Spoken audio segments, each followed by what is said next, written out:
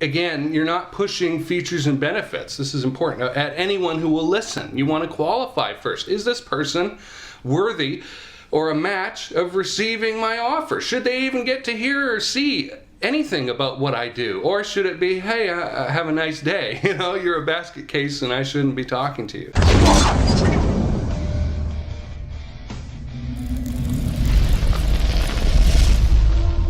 Hi, this is Jason Kanigan, the president of Sales on Fire, and I want to talk to you today about you choosing your customers. You actually choose your customers. Now, the big problem in the world is that entrepreneurs are often in what's called panic mode, and I've got a blog post that I'll link to in the description below, where another guy other than me talks about this, so you can see some cross-referencing, some cross-pollination of ideas, okay?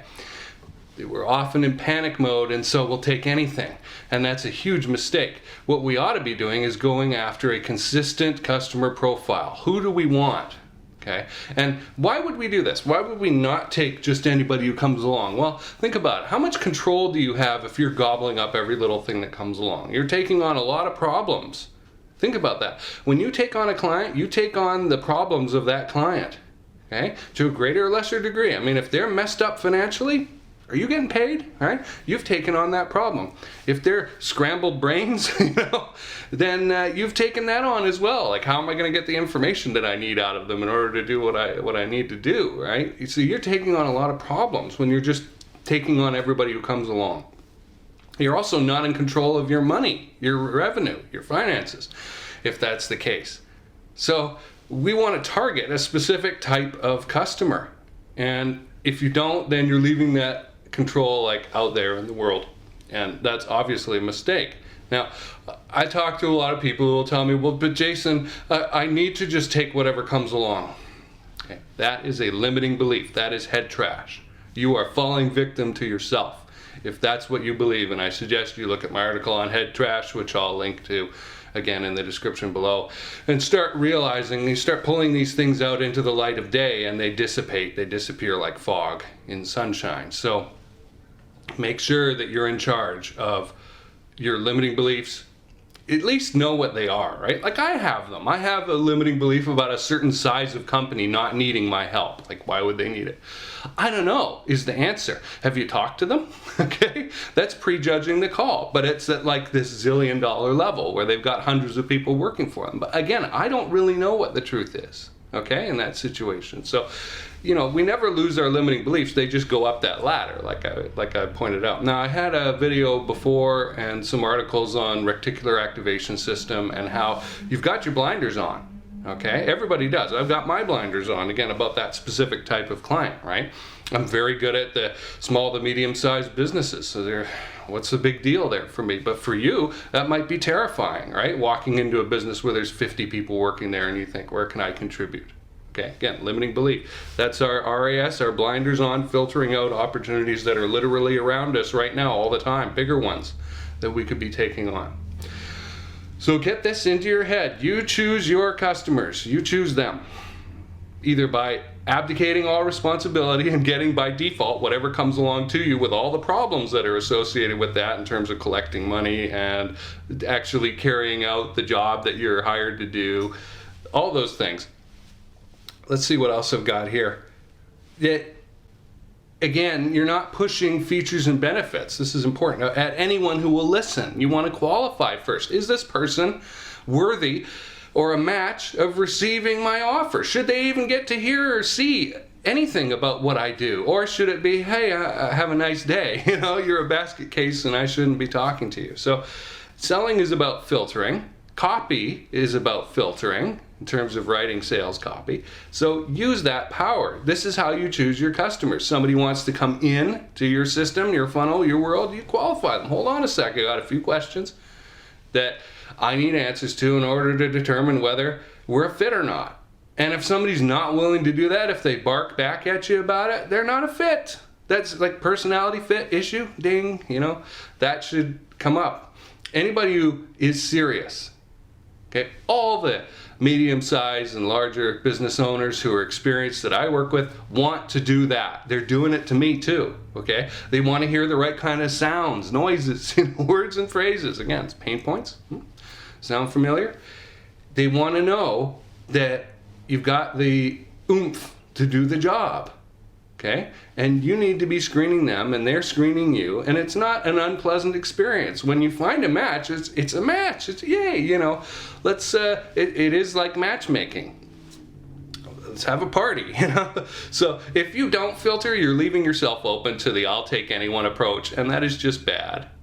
Okay? Realize that you've got your blinders on. Figure out how to reprogram your RAS by stopping talking to that old target market. Gulp and get past the scaredy catness, okay? Or you'll never make it anywhere else. All right? When I hear people say, oh, but I collected some of the money or none of the money up front, and I can't collect the rest from this client, I know you've done a bad job filtering and you took on something that you probably shouldn't have. Right? Well, Jason, half the money is better than no money. Is it? For all the hassle? You've clogged up your funnel, you've clogged up your fulfillment time with a job that you're not going to get paid in full for. Was that a good choice? I don't know. By leaving the room open, you could have pulled something else in that was a better fit. And again, because your RAS is filtering out those zillions of bits of information, including the great projects that are around you right now that you just refuse to see, you could be pulling one of those in instead. See, so it's hard to tell what would have happened in another choice, right? I'm not the first person to say that. I think they said that in Narnia, you know, but it's true. So make a conscious effort. Now, about getting paid, again, qualified prospects want to pay you up front. They understand that to get an expert's time, they need to lock down that slot, okay? So they'll be happy to. Plus, they have money. I've said this before, I'll say it again. Those prospects who have money have money. Those who don't have money don't have money. So why the heck would you chase around the people who don't have money and have to go robbing from Peter to pay Paul, or you, when you could go to somebody who's already got money and just goes, yeah, here's 10% of it, or here's 5% of it, or whatever. And it's no big deal to them. Okay? It's no big deal to them. We're talking about stress levels here. That's an indicator for you as to whether this client or prospect is a good qualified lead or not for you, right? Should you be working with them? So keep all these things in mind. Start sorting for new information. Start sorting for a specific profile of client. Who do I want? What size of problem do they have? What personality type do they have that I'm a good fit with? Right? How do they pay? And speaking of that, we can go into budget. We will go into budget in a future video. I'm going to share a secret with you now, and you're going to go, yeah, right. Okay, you create the client's budget as the salesperson. You actually create it. That money comes out of your wallet, not theirs. And I'll just leave you with that and let it roll over in your head.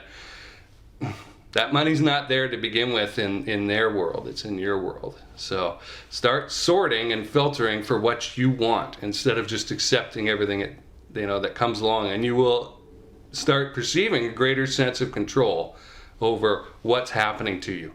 You will certainly have less stress, better choices, and better results. Okay?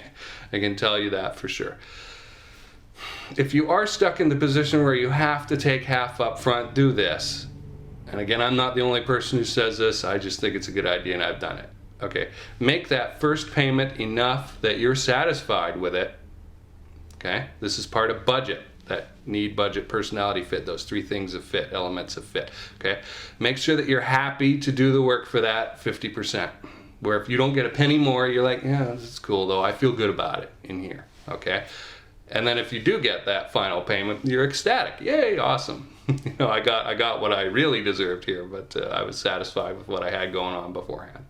Okay, and I've done this with online products. Now, what I do is always 100% upfront. I don't like chopping things up into little bits, because the problem there is every time you go back to try and make that or get that next payment, you have to make the sale again, and that can be easy or that can be hard. And I just don't. Why would I want to put myself through that? Right? Why would you want to put yourself through it?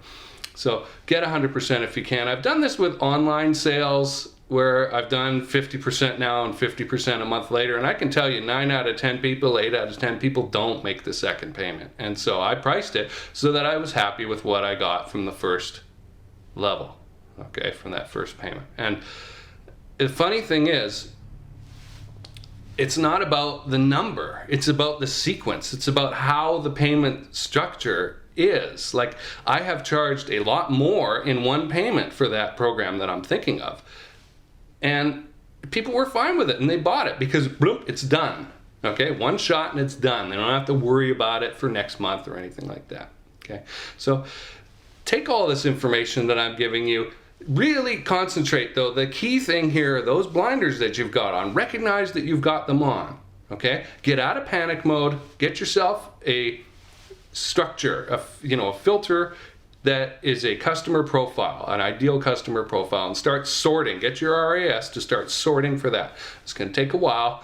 Yeah, you've got to take a leap off a cliff, okay? I'm not going to say that it's going to be the easiest thing in the world, but it is the fast way to get to those better clients. And if it takes 2 weeks or 4 weeks, what are you doing with the rest of your life, okay? Do you want to keep struggling year after year after year? There's a lot of people doing that, okay? Chasing the same thing, right? There's two kinds of people in this world. There always are. Every category. Those in employment, let's say, right? Those who do the same job over and over again. They could work the same job for 20 years. They've done the same first year one, over and over again. We've got a plane taking off.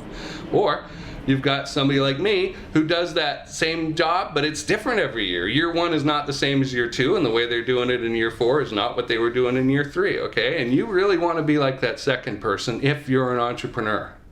All right, we're not here to do a job. We're not people as entrepreneurs. We're here to create. We're here to create reality, and you need to create your reality going forward, okay? I have given you a ton of information. This is a little mini course in this episode here of Sales Tactics. I'm Jason Kanigan, the president of Sales on Fire. Thanks for watching. Go use this stuff.